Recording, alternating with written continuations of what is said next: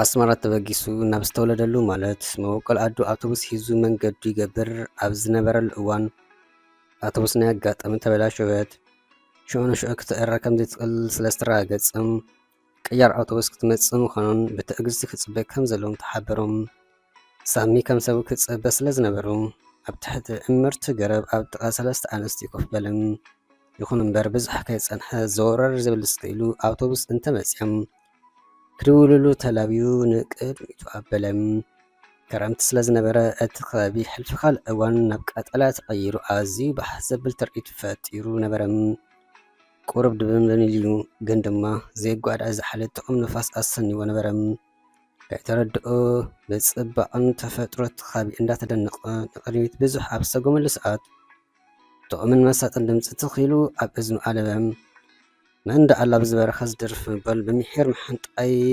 መንገዲ ዕሊሉ ንውሽጢ ምስ ኣቶም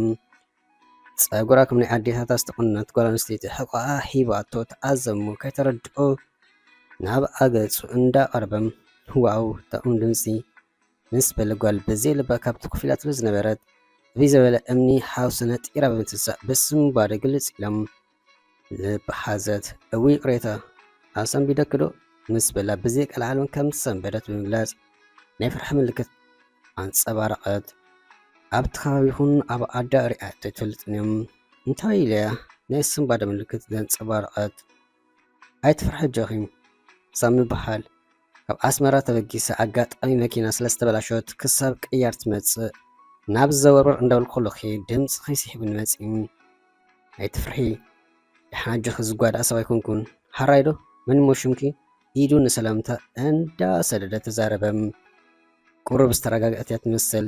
ሰምሓር በለት ኢዳ ንሰላምታ እንዳሰደደት ቁንጅና ኣብ ገፃ ይንበብ ነበረም። ብዘይ መመላእኺ እንተፈኩሕሊ ነቲ ከባቢ ኣብቲ ርእሲ ወቂዎ ዘሎ ፅባቐ ወሲኻትሉ ነበረት። ኣብ ርእሳ ዝኾነ ኣርቲፊሻል ፀጉሪ ዶ ካብ ሕንድን ካልእን ዝመፅእ እንታይነቱ ዘይፍለጥ ሒሞን ሒር ኢሎም ዝፅውዑ የብላን። ከምቲ ኣምላኽ ዝፈጠራ ከም ዓይላ ዝተኣዘቦም ኣብ ሂወቱ ብዙሓት ፅቡቃት ዝበሃል ኣዋልድ ኣጋጢሞን ይኮነይን ከምዚኣ ግን ኣይረአየን። ኣጉዲልካ ደሚርካ ዝወፅእ ኣይብላን። ዕድሚኣ ካብ 18 ክሳብ 22 ከም ዝኾነት ብኣላይ ግምት ወሰደም። ተኽሊ ሰብነታ ፅቡቕን ጥዑማት እያ ተባሓጊት ዝገብራ ንክትፍተው ካልኢት ዘይወስደላ ጓል ኣንስተይቲ እያ። ይኹን እምበር ሳሚ ብተፈጥሮ ብፍላይ ኣብ ጓል ኣንስተይቲ ልቦና ዝበህግ ልቦናን ክብረታን ሓልያት ትኸይድ ጓል ኣንስተይቲ ብጣዕሚ እያ ትስሕቦም። ስምዐን ዶ ክሓተክ ሰምሓር ኣብዚ በረኻ ደኣ እንታይ ትገሩ ቤን ምስ በላም ቤነ ዘይኮንኩ ምስ ሃወይ ነተን ጥሪት ሂዙ ናብ ትሪኦ ዘለኻ ምስ ቀደም ቁሩብ ድኽም ስለ ዝበለኒ ክዕርፍ ድልየ እምበር ከርክቤ መሬት እንዳተኣዘበት ተዛረበት። እንታይ ደኣ ሓፊርክ ድኽዳ ምስ በላም መሊሳ ሓፊራ ገፃ ጣወየት ሞ ድኻምኪ ወፂኡ ክሳብ ንሓዊ ክተርክቤ ምሳኺዶ ክዕልል ምስ በላም ሓራይ ወይ ኖኖካ ይበለት ምድናና ቀፀለት። ዘረባ ከይወስኽ ኣብቲ ኮፍ ኢላትሉ ዝነበረት እምኒ ኮፍ በለም። ፀኒሓ መፅያ ተሓወሰቶ ንሱ ናይ ከተማ ንሳ ናብራ ገጠር ክትአሎ ከይተረድኦም ግዜ ከደ ከምቲ ዝአሎ ዝነበሩ ኢሉ እንተዝሓድር ኣይምፀልአን። ይኹን እምበር ኣውቶቡስ መፅያ ኣላ ዝብል ደወል ስለ ዝበፅሖ ካይፈትወ ተፈልያም። ሞባይል ናይ ኣቦኣ እንተዘይኮኑ ናት የብላን። ቁጥ ቴሌፎን ድማ ብቃላ ኣይትፈልጡና። ፒሮን ፊሎን ስለዘይነበረ እውን ንቀድል ኢሉ ብስባር ዕንጨይቲ ገይሩ ኣብቲ ልስሉስ ኢዳ ክትዝክሮን ከይሓስስን እንዳትመነ ፅሒፉላም ተፈልዋ ኸደም። ኣብታ ቅያር ኣውቶቡስ ደይቡ ብዛዕባ ካብ ምስልሰል ኣዴው ኣለን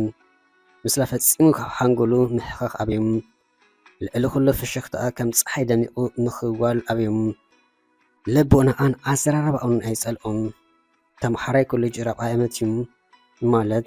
ሳልሳይ ዓመት ወዲኡ ራብዓይ ዓመት ክጅምር ኣብ ናይ ዕረፍቲ ግዜ ዝነበረም። ብኸምኡ ከዓ ናብቲ መቦቆል ኣዱ ዝኸይድ ዘሎ ኣብ ትምህርቲ ካብቶም ሰቐልቲ ዝበሃሉ እዩ። ካብ ኮሌጅ ዝኣቶ ክሳብ ሳልሳይ ዓመት ልዕሊ 3.6 እንዳምፅእ ዝቕፅል ዝነበረ እዚ ማለት ዳርጋ 4 ሙሉእ ዘምፅእ ማለት እዩ። በመምሓራኑ ካብ ቀደም ፍትው እዩ። ብኡ መጠን ድማ መምሓርቱ ኮነ ደቂ ገዛውቲ ኣዋልድ ክፈትኦ መዓትን ቀንዲ ግና ራሒል ትበሃል ፍረሽ ናይ ኮሌጅ ተምሃሪት ማለት ቀዳማይ ዓመት ኣብ ላይብረሪ ብገለ ኣጋጣሚ ተላልያቶም ብጣዕሚ እያ ትፅለለሉ። ሳሚ ምስ በለት ኣኺልዋ እዩ። ናይ ኮሌጅ ናብራ ኣብ ሓደ ክፍሊ 6 ኣዋልድ ኣብ ተደራራቢ ዓራት እንድን ዝደቅሳ ማለት ኣብ ናተን ዕላል እንተተላዒሉ ኣብቲ ገዝአን ኩሉ ነገር ዝእብለል ብሳሚ እዩ። ራሒል ሸምሳሚ ኣልዒላ ኣይትጸግብን እዮም። ሳሚ ምስ በለት ክዛረባ ዕድል ኣይትሕበንን እያ ከም ዝሓበን ናበይ ከብላ ስኢለኒን ዝሰምዖም ግን ምስ ሳሚ ትኸይድ ሰብ ኣይኮነትን። ኣነ ነቲ ዘጥቅዓ ጓል ብመልክዓ ትጀሓር ምዃና ይፈለጥ እዩ። ሳሚ ዝፈቱ ድማ ትሕት ዝበለት ጓል ኣንስተይትን ክብራ እትሕሉን እዩ። ርግፁን ራሒሉን እንተኾነ ዶ ብትሰግር ጓል ኣይኮነትን ክብራ ሓልያ ትኸይድ። ግን ድማ ኣነ ነቲ ዘጥቅዓ ጓል ኣንስተይቲ ስለ ዝኾነት ከምቲ ትግደሰሉ ገጽ ሒባን እዩ። ከም ትፈትዎን ይፈልጥ እዩ። ኣብ ዝኸደትዎ ቦታ ሽሙ ስለተልዕሉን ምስቲ ሰኣሊ ተምሃራይ ምዃኑ ብኩሉ ዝፍለጡ ዝያዳ ተፈላጥነት ከጥርግ ጌራቶ እዮም። ብኡ ኣቢሉ ድማ ስምዒታ ክርድኦ ኣይጽገምን እዩ። ኣግሒዱን ከም ትፈትዎ ከም ዝፈልጥ ኣብ ልቡ ግን ቅንጣብትኹን ቦታ ከም ዘይብላዕ ነጊርዋ እዩ። ሳሚ ከምዚ ገሊኦም ኣውዳት ወይ ኣዋልድ ኣይፈንዮም ዝፈኑ ኣይ ሒዞም ዝሕዙ ኣይኮነን። ዘይትከውን እንተኮይና ኣብ ኣንከላ ምዝራቢ ዝፈቱ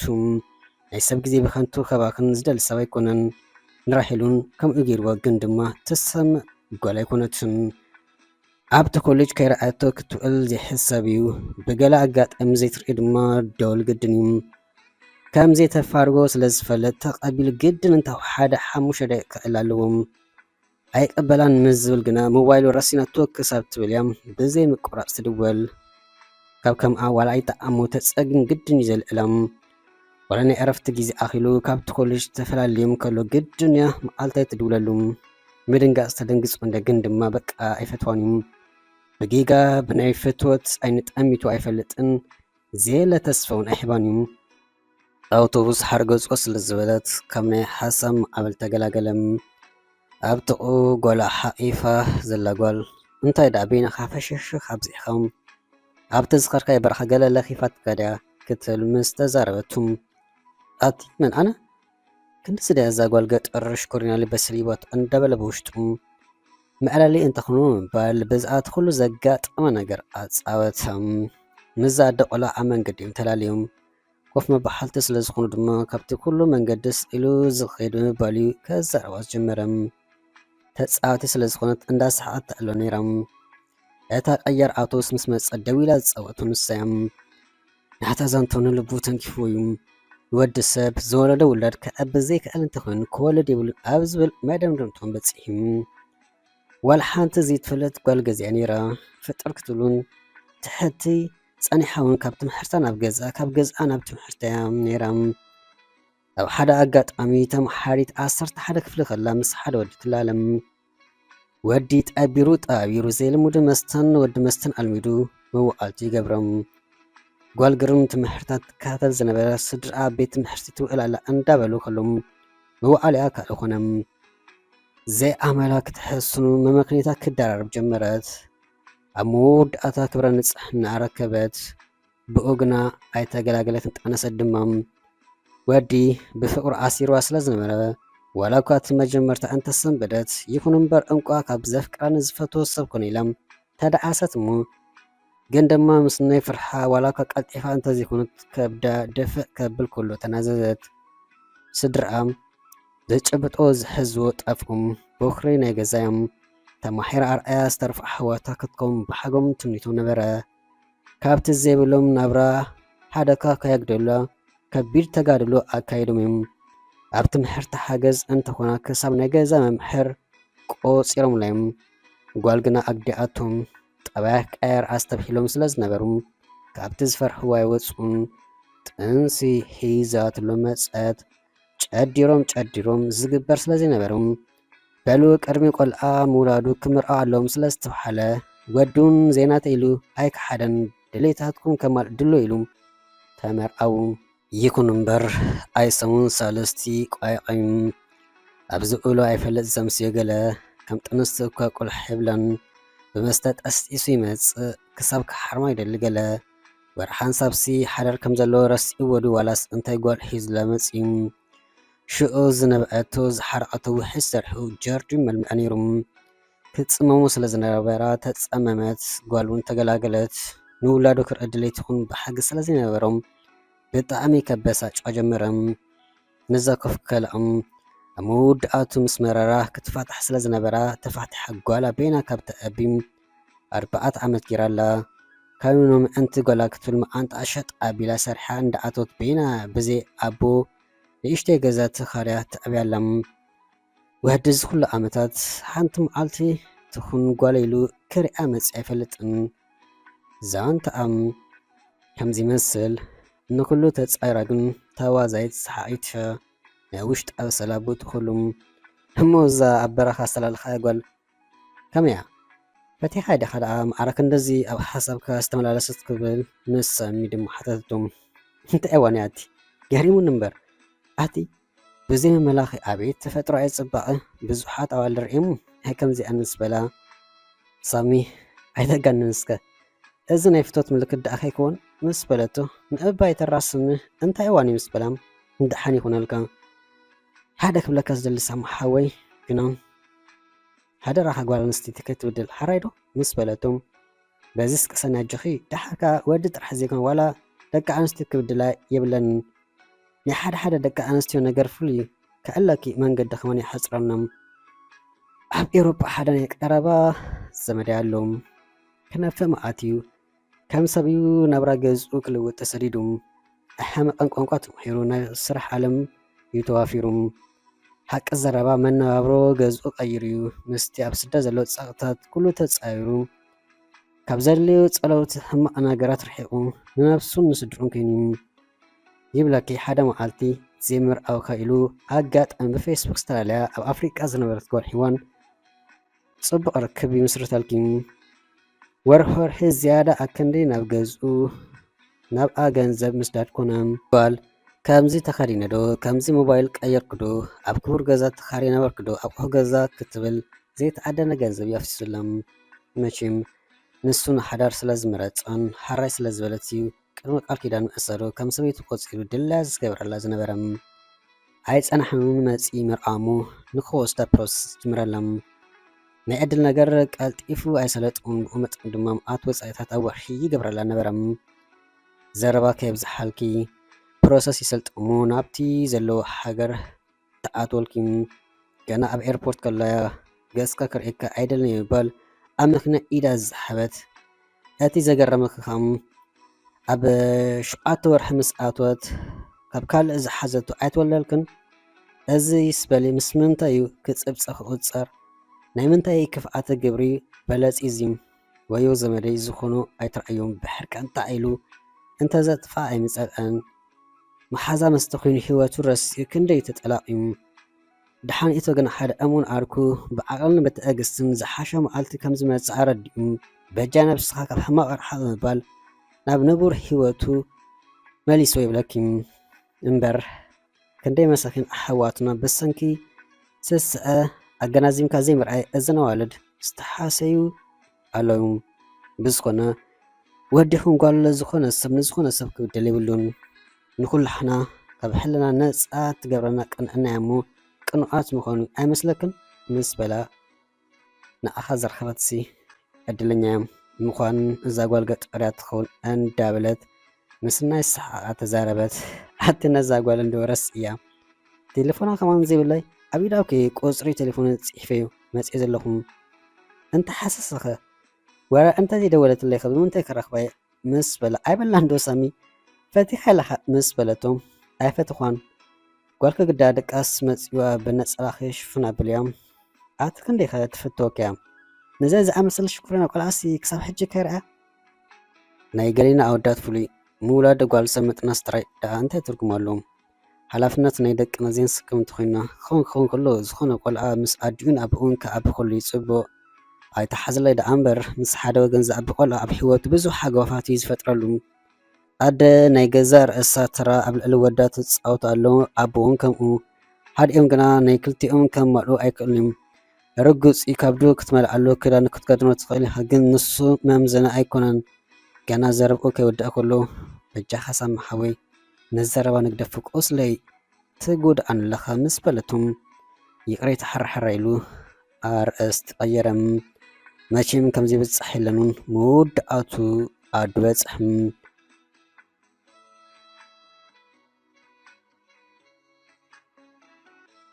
እንዳባሓጉ ገዜ ኣትዩ ጽቡቕ ገይሮም ተቐቢሎሙ በጊዕ ሓዲዶም ጽቡቕ ኣቐኒሙ ዘሎ ፀብኡ ኮነ ቀጭዑ ሕንፍፍ ኣበሎም ኣብ ማሕረስ ምስኦም እንዳወፈሩን ብኢዱ እኳ እንተዘይኮነ ብኣፉ ይሕግዞ ነበረ።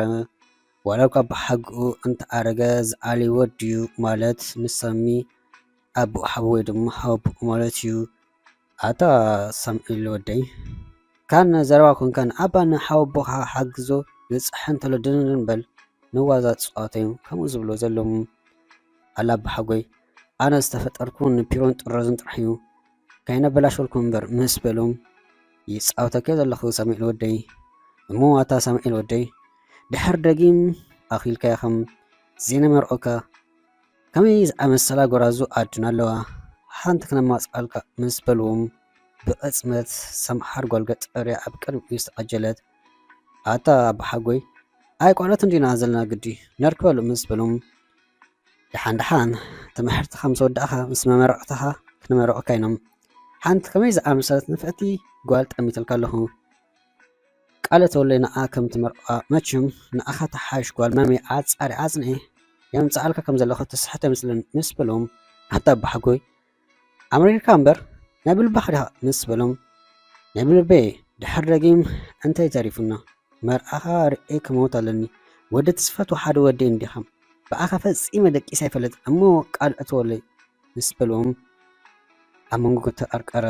ንኣቦሓጎ ከይቀይም ፈርሕም እንታይ ደኣ ድሕር ድሕር ትብል ኣታ ቆልዓ ንሕና ዘይንፈልጣ ከምዚ ናይ ደቂ ከተማ ኣላትካ ድያ ምስ በልዎም መልሲ የለን እንተላትካ ንገረና ዘይንሕና ናትካ ፅቡቕ እንታይ ካልእ ንደሊ ምስ በልዎም ሕጁ መልሲ የለን ኣታ ቆልዓ ንኣኻ እንደ ኢሎም ብምርኩሶም ድፍእ ምስ ኣበልዎም ኣታ ኣቦሓጎይ ኣላትንወ በሎም ብዘይ ልቡ ግርም ኣምፅኻ ድማ ተላለይኒ ንምርቃ ድማ ኣቦሃ ቆቋሕ ትኾነከን ኣይትኾነከን ኣብኣን ከለኹ ቆብ ከብለይ በል ዘምፃኩልካ ይምርኣው ኢልካ ቃል ካብዚኣ ትኻለይ ነዛ ትብላ ዘላሓ ጓል ከተለኒ ቃል እትወለይ ምስ በሎም ከም ዝሓቦ እንታይ ክገብር ሓረይሉ ቃል ኣትወሎም ገና ዘየላ ጓል ካበይ ኣምፅኤ ከለሊ እንዳበለ ሕርብ በሎ ተጨነቐ። እታ ጓል ገጠር ሰማሕሩን ክሳብ ሕጂ ሰሙን ጌር ኣይደወለትሉን ልቡ ምስኣ ከም ዘሎ ንኣ እንዳሓሰበ ቃል ከም ዝኣቶ ይፈልጥ ክረኽባን ክድውለሉ ኣብታ ናይታ ኣዲ ቤተክርስትያን ከይዱ ድማ ፅቕ ልመና ኣካየደም ይኹን እምበር ኣብ ኣዲ ዝነበሮ ፃንሒቱ ዛዚሙ ናብ ኣስመራ ምስ ተመለሰውን ደሓይ ሰምሓር የለን ናብቲ ኣዲ ከይዱ ክሓትት ድማ ናይ ትምህርቲ ስለ ዝኣኽልም ናይ 4ይ ዓመት ትምህርቲ ክዛዝም ናብ ኮሌጅ ኣበለም እንተኾነ ቀሲኑ ክመሓራ ይተረኣየን በቲ ቃል ናይ ኣቦሓጎኡ በዚ ድማ ድሓይ ሰምሓር ምስኣኑ ኣቕሎ ኣፅቡሉም ከምቲ ዝድለ ድማ ከፅናይ ከኣለን መማሓራኑ ኮንደገዝኡ መማሓርቱ ኣስተብሂሎምን ግን ድማ ጉዳይ ነፅረሎምን ስምዓኑ እንደሰምዕ እንታይ ኻ መፍሰት ኣብዚሕካ ድሓን ድሓ ለንቂነስ ኢለ ክእዘበካ እንደይቀኒ ኣብ ልዕሊ ኣራት ዝድቅስ ፍጹም እዩ ኣብ ካፍተርያ ምሳሕ እንዳተመሳሕ ከሎ ዘረብ ዘሎም እንታይ ኮነ ደ ዋላ ሓደ ኣይኮንኩን ምስ በሎም ዋላ ሓደ ኣይኮንኩን ሰባእኻ እንዳ ትዛረብ ዘላ ኣብ ገዛ ገለ ኣብ ግዜ ዕረፍቲ ዘጋጥም ኣሎ ዲ ምስ በሎም ሓቂ ዶ ክዛረብ ምባል ኩሉ ካብ መጀመርታ ክሳብ መወዳእታ ዘጋጥሙ ብዝርዝር ነገሮም ወዲ ደኣ ኣይ ሓቅኻ እንዲኻ ደኣ ብመንቀራቀሮ ኣትሕፈዘዝ ክተበዝሕ ድሓን ብዙሕ ይጨነቕ ነዛ ጓል ገጠር ሓደ ቀዳም ሰንበት ኮይና ኣብቲ ዝረኸብካያ ከባቢ ዓዲ ክነዳይኖም ግና ነዛ ጓል ዝተገደስካላ ትመስል ክንደይ ሓናኒ ዝብላልካ ካብ ራሒል ጀሚርካ ደቂ ክትማ ኣብ ጥቓኻ ከለዋሲ ነታ ሓንቲ መዓልቲ ጥራይ ንቁርብቴስ ኣዘዕለልካ ጓል ገጠር ክንደዚ ንሕሳብ ዳኣ ናይ ድሓን ምስ በሎም ይደፈናስከ ከም ሰብ እንታይ ኮይና ዘይደወለትለይ ዝሕስበኒ ዘሎ እምበር ካልእ ኣይኮነን ምስ በሎም ድሓን ንሱስ ንግዜ ሞ ንግደፉ ኣብ ትምህርትካ ዝያዳ ድሕብ ኣብ ዝኾነ ነገር ድማ ኣብ ጎንካ ኣለኹ እንዳበለ ኩሎም ራሒል ቴሌፎን ደወለት ጀሚሮ ኣኻ እዛ ጓል በጃኻ ብደወልካ የፅብት እናኸላ ተቐቢልካ ዝበሃል በለ ምባል ነቲ ሓደ ኩላሱ ተሪፎ ዝነበረ መግቢም ኣብ መፈፀምታ ኣብፅሖም ራሒል ፊቱ ከም ዘላ ብምሕባር ኢዳ ኣወዛወዘትሉ ኣዝያ ናፊቃቶ ብኣካል ንክትረክቦ ዘካየደቶ ፈተና ኣብ ሓደ ኮሌጅ ከሎ ኣይሰለጠን። ኣብ ምግብና ናብቲ ከባቢ ዝመሓሉ ክፍልታት ብርሑቕ ካብ ምዕዛብ ግና ኣዴ በኣለትን ሸውሓታን መማቕርቲ ሂወታ ከም ዝኾነ ስቂልኪ ምስሕኺ ዘይትበልዒ ምስ በላ ዝበለቱ ኣብ ነፍሲ ወከፍ ክላሱ ንኡ እንዳርአየት ትኩልስ ከም ዘላ ናይ ምስራሕ ምውዳእ ግዜ ከይኣክል ጸሎት እንዳገበረት ትበልዕ ከም ዘላ ንስናይ ፍዕሽክ ተሓበረቱም። ኣራይ ብሩኽ ናይ ምስራሕ ግዜ ይግበረልኪ ሕጂ ስቂልኪ ተመስሒሉ ቴሌፎኑ ክኣፁ እንዳበለ ከሎ ግኖም ሰብ ዝበለ ይበል ናይ ምሸት ከም ገለ ጌርካ ዘይትረክበን እንትኾንካ ኣብዚ መበግቢ ጣውላ ወፅኤ ምግዳስ ኣብኒ ኢለ ክዕውየ ምስ በለቱም ኣይትውዕሎንያ ኢሉ ቻው ጥራይ ብምባል ቴሌፎን ኣፀወም። ኣብ ፊቱ ስለ ዘላ ግዳ ሞባይል ኣቐሚጣ ክድይብ ኣብ ትቀራረበሉ ዝነበረት እዋን ኣታዛጓል ጠልጠ መስለኒ እንዳበለ ጭር ኣበለላም ብፍሽክታ ተቐቢላ ነፍስኻ ባውፂኻያ ሃቀይ ተሰማሚዕኻ ምሽ ምስ በለቱም ኣብ ላይብረሪ የራክብና ኢሉ ቴሌፎን ምስ ኣፀበ ወዲ ገዝኡ እዛ ጓል ድኣ ተፋርገካ ኣይትመስልን እዮም ካብ መዋጠር ቃላ ብሓጉሃ ክትገላገል እዚኣ ኢልካ ዘይተላለዩ ምስ በሎ ንፅኦታ ኢሉ ኣታ እንታይ ገበርኩካ እኳ ኢሉ እንተመለሰሉ ኣብ ሓንጎሎ ግዳ ንጣብትኹን ኣስሚሩሉ ሓለፈም። ንምሸታ ድሕር ኣብ ላይብረሪ ተራኸቡ። ራሒል ነሳሚ ብምርካባ ሕጉስቲ ነበረት ነጢራ እንተትስእመ ይፀልአትን እንተርፋ ሓሊፉ ሸፋሕ ዝብል ኣእጋርን ዝግንጠል ፊሉታት መፅሓፍትን ጥራውስትን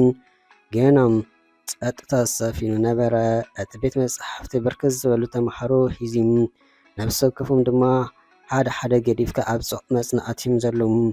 ሃቀይ ተበርጢምካ ልሜትካ በለቶ ብሓውሲ ሓሾክታም ኣቲ ራሒል እንታይ ገይረኪ ዘይትገድፍኒ ምሽ ከምዚ ኮነኪ ደጋጊመ ነጊረ ምሽ ግዜኺ ከይሰርቀልኪ ንኸንቱ ኣይትርከም ኢለኪ ካብ ዝለዓል እንታይ ክብለኪ ምስ በለ ንሱም ብሓሾክታም ጨክንለያታ ኣበሳጭቁኒ ካልእ ጓል ሒዝካ ዓይናት ክኒ ኢልካ ብግብሪ ኣርኢኒ ሓሊትካ እንዳራእኻ ንግዳመ መሊስካ ከም ዘፍቅረካ እንዳገበርካ ኣይተሳቀይኒ ብዘይ ቃል ዓለም ካብ ብልቢ ከም ዝፈትኹካ ትፈልጥ ኢኹም ኣብ ናይ ዕረፍቲ ግዜያት ብናፍቆት ዝተቆለኹ በዓል ዝፈልጡ ኣታ ሰብ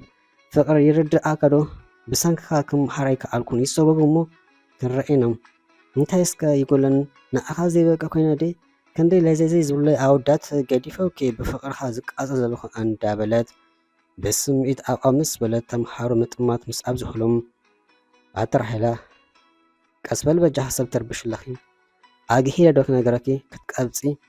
ዘፍቅራ ሰብ ኣላትን ምስ በለ ኣላ ንስ ሓሪፍ ንማ እንዳዓልካ ወዲ ሽዑ ክትኮነሉ ትፍትን እዚ ኩሉ እንዳተገደስናልካ ምስ ኣዋልድ ክተዕልል ከማን ርኢካ ዘይፈልጥ በዝን ወዲ ከምዝን ዝድሓል መሲልካ ድዩ ክሳብ ተመሪእካ ትወልድ ኣይቀብፅን እዩ ኣፍቃሪት ኣላትን ትብል እንትኾንካ ድማ ኣላልን ግን ስለ ዘይብልካ ካበይ ክተምፃእ ምስ በለት ኣብ ውሽጢ ወርሒ ከላለኪ ተፀበይኒ ጥራሕ ይበላም ንስምሓር ጓል ገጠር እንዳዘከርም እሞ ኣብ ውሽጢ ወርሒ ዘይተላልን እንትኾንካ ናተይ ክትከውን ቃል እተወሊ ምስ በለቱም ሃረኣኑን ኣብ ውሽጢ ወርሒ እንተኣላሊኪ ንኣይረስሕ ጉዳይ ትምህርቲ ጥራሕ ከም ትገብሪ ቃል ተኣትሎ ይደኽ ምስ በላም ናይ ብሓቂ ኣፍቃሪትካ እንተኮይና ሂወትካ ንከይረብሽ ቃል ይኣተልካ ግን እንተ ክኢለየ ምስ በለቶ ቃልቃል ምስ በላ ፀገም የለን ብዝብል ተሰማምኡ።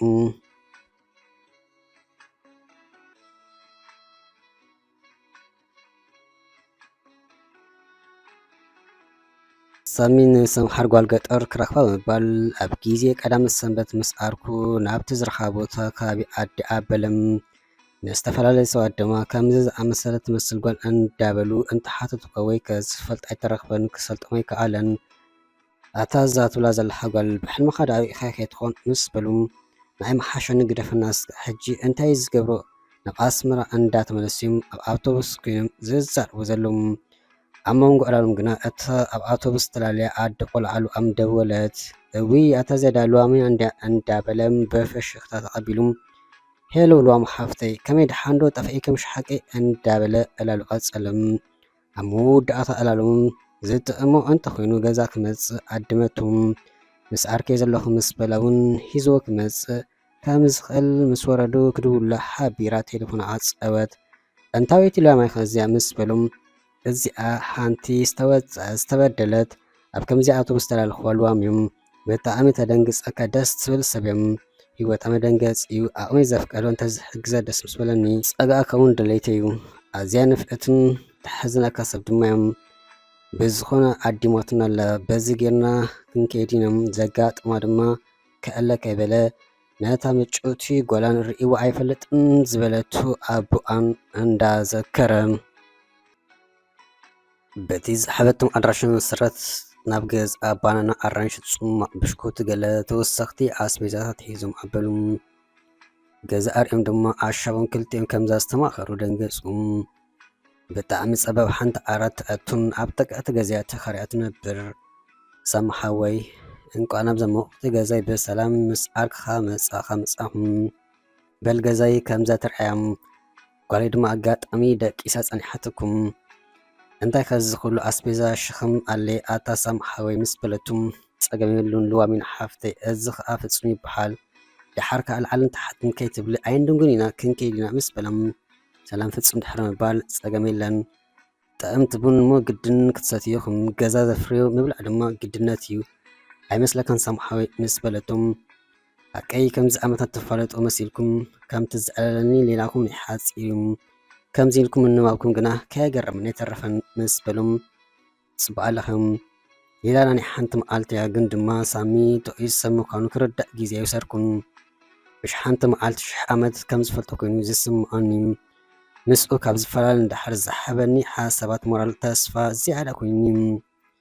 ከምዚ ዝኣመሰለ ለባን መስተውዓሊ ፀግዒ ዝኾነኒ በጋጠም ፈጣሪ ዘራኸበኒ ብልቢ ዘመስግኖም ኣነ ክንደይ በሰላ ዘለኒ መስገደል ዘሕልፍ ዘለኹ ሰብ እየ ኣብ ጎነይ ኮይኑ ኣጅኹ ዝብለኒ ሓሳብ ልቢ ዝሰምዓኒ ሰብ ክፈጥረለይ እውን ናይ ዘውትር ጸሎት እዩ ነይሩ እቲ ኩሉ ዝከኣሉ ኣምላኽ ንሳሚ ዝቀረበለይ ወላድ ኣሌላና ናይ ኣዝዩ ሓፂር ግዜ ይኩን ለባምሓው ከም ዝረኸብኩ ዝስምዓኑ ዝቆፅሮም ንሱ እቲ ክቡር እግዚኣብሔር ኣምላኽ ይመስገን ምስ በለት ዘገርም ይበለ ፍፁም ልዋም ሓፍተይ ኣጆኺም ብኣያት ዝሰከፊ ኩሉ ግዜ ድማ ኣብ ጎንኽ ክምሓዊ ከለኹም ከም ቀደም ከጥራሕ ስንኽነኺስ ጓልኪ ኣቢ ምስ በላ ሓራይ ሰማሓዊ ኣታ ዘረባ ጥራይ ኮይነ ዶ ሓቀኝ ኢልኩም ተሓፀቡ እስከ ክንበልዕ እንዳበለት ነቲ ኣብ ኢድ መሕፀቢ ዝነበረ ታኒካ ሒዛ ክትሕፀቦም ኢዳ ዘርግሐት ሓመንጎን ሰማሓዊ ኣታ ድሓይ ናይታ ጓል ገጠር ሽፍታኻ ረኺብካ ዶ በለት እንዳሰሓቕት ክላ እንታይ ከረክብ ዳኦም ኣይና ዓደኒና እንዲና ግንዲ ኣብኡ ፀኒሕና ኣቲ ከምዚ ኣርኬ ዝበሉ ብሕልሚ ዳኣርእያ ከይኮን ምስ በላ እንዳሰሓቐ እመዋነ ንስኻን ብሕልሚና ተላይና በለት ንሳ ንስሓቁ ብስሓቅ እንዳመለሰት ሓቂኩ እሞ ካብ ካልካይ መፅያ ዶ ትኾን ሓደ ሰብ ዝፈልጣ ክሳን ምስ በላም ድሓን ሰማሓዋይ ትሸገር ሓደ መዓልቲ ትድውለልካ ትኾን ወይም ብገለ ትራኸቡ ትኾኑ ዋይ ትምህርትኻ ጥራሕ ግበር መኣዲ እንዳቀረበት ተዘረበት እሞ ኩሉ ምስ ኣዳለወት መንበር ስሒባ ምስኦም ኮፍ በለት ደንጊ ክብሎ 10 ግዜ ካብ ዝተስእ ብሓደ ኩሉ ክቐርቦ ኢለዮም ኣቦይ መኣዲ ክቡር እዩ ዘለይኩም ብሓንሳብ ቀራሪብኩም ኮፍ በሉ መኣዲ ተመስኪኑ ክሳብ ዝለዓል ሓደ እኳ ከይትስኢ ዝብለና ከም ዝለመሐቆን ካብ ድንካ ይኮና በለት ብሕዙ መንፈስ ኣቦኣ ጣኒሳ ካብ ትመፁ ከምቲ ዝድለ ገፅ ኣሒባን እዩ ሓንሳ ምስ ኣመርኣውን ብዙሕ ቅልሒልዎ ኣይፈልጥን ካብኣ ብዙሕ ነገር ይፅበ ስለ ዝነበረ ልቡ ተሲሩ ሓዚኑ እዩ በቲ ቅድሚ መርኣ ዘጥነሳሙ ፈትዩ ተመሪኦም ተኻኽ ዘበላሙ ዝፈትሐቶ ሰብኣያ ነበር ኣይቀሰነትን በዚ ብስድርኣ ብጣዕሚ ተወፅኦም ጓላ ቤና ስና ነኺሳ ትዕብዘላ ብሓዘን ተዋሓይጣ ዝተባሓለ ሳሚ ኣዋሓቀኺም መኣዲ ክቡር እዩ በስም ኣሚልና በሊእና ተመስገን ኢልና ድማ ክንትስኣለና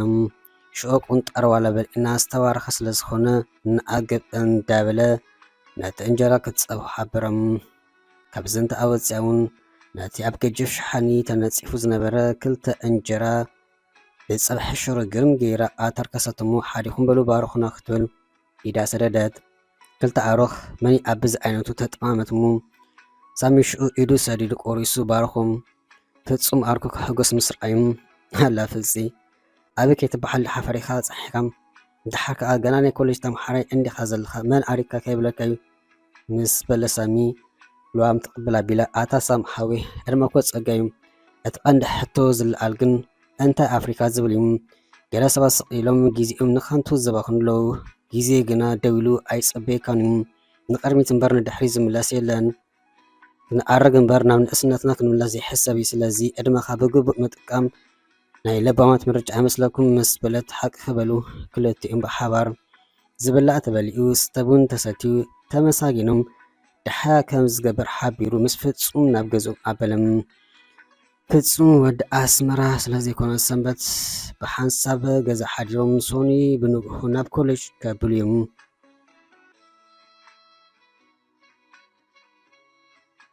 ሶኒ ኣኺሉ ናብ ኮሌጅ ኣውቶቡስ ሒዙ መልኣ ክትብገስ እናተፀበየ ከለዉ ራሔል ድሕራ መፅያ ንሳሚ ምስ ረኣየት ብሓጎስ ፍንጭሕ በለት። ንፍጹም ጎቲታ ካብቲ ኮፍ ኢልዎ ዝነበረ ብምእላይ ንብዓላ ኮፍ በለት። ከምዚ ሓብኦ እንታይ ክገብር ኣታ ናይ እንዳምን እንዳፋርያ እንዳበለ ከይፈትወ ጥርሑ ቦታ ደልዩ ኣብ ጥቓ ሓደ ኣበይ ዝበሉ ስቕ ኮፍ በለም። ራሔል ብዘይቀልዓሉ ንሳሚ ተፍቅርያ ግን እንታይ ይገበር ፍትወት ዝበሃል የብሉን። ኣብዚ ዓለም እቲ ዝኸፍአ ነገር ንዘየፍቅረካ ዘይግደሰልካ ሰብ ምፍቃር እዩ። እቲ ዘፍቀረ ክሳቐ ከሎ እቲ ዝተፈቀረ ግን ኣይንተይኑ። ራሔል ሳሚ ኣይኮነክን ኢልዋ ከሎ ለምስ ኣይድብሎን ኢላ ፍክር ትጸንሕሙ ውሽጣ ስለ ዝርብሻ ፈትያ ከይፈተት ትድውል ለምስ ገጹ ኣይርኢን ኢላ ምስ ነብሳ ኣብ ምውጉት ተኣትሙ ዘጽንዓሉ ሰዓ ስለ ትፈልጥ ዋላ ኣብ ጥቕኡ ኮፍ ኣይትበል። ኣብ ፊቱ ኣብ ጎኑ ኮታስ ኣብ ክትሪኦ ትኽእል ቦታ ኮፍ ኢላ ጠራዛ ገዲፋ ገጹ ተነብብ። ከምኡ ከምዘይኮን እንዳፍለጥካ ዘፍቀረ ሰብ ዝረኽቦ ብዙሕ እዩ። መዓስ ደኣልካ ክትላለኒ ምስ ኣፍቃሪትካ በለት ኣተኪራ እንዳጠመተት ቀስ ኢለ ይላለየኪን ምሽ ናይ ወርሒ ግዜ ዕድል ኣለኒ ምስ በላ ኣነ ክቐብፅ ኢልካ ኢኻ እምበር ኣፍቃሪት ከምዘይብልካ ሚእቲ ካብ ሚእቲ ርግፀኛ እየ። ዕድል ኣይገበርኩን ሰብ ኢለ እምኒ ኣፍቂረ ንኣ ስጠመትኩላ መዓልትስ ክንደይ ተፅላኣክያ ልክዕ ከምዚ ኣብዚ ጎኒ ዘሎ ሰብ በለት ንእባ ራሒላ ናይቲ ፃረፍ ምስ በላ የፅልዓካ ማለት ፀርፊ ድዩ? ኣበይ እሞ ዝፈተውካ ኮይነ እምበር ፀርፍስ ከመይ ከም ዝመስል ፅቡቅ ገይረ መስማዕ ኸዋ ነይረ በለት። ናይቲ ፊኒስትራ መጋረጃ ክትከፍት ፀጊ ኢላቶ ኢዳ እንዳሰደደት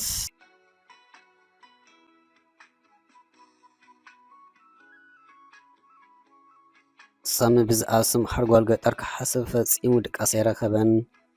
ነፍሲ ወከፍ ደወልናታ እንዳመሰሉ ብኡ መጠኑን ሕንጢነቱ ኣይበፅሕም። እንታይ ኮይና ካልእሲ ትረፍ ዘይትደውል እቲ ኣብ ኢዳ ዝፀሓፎ ቁፅሪ ቴሌፎን ድዩ ሓሲባ ዋላስ ሃፊራ ተሰኪፋ እንታይ ክብለይ ከም ኢሉ ሓደ ሰብ ዝፈልጣ ይስኣን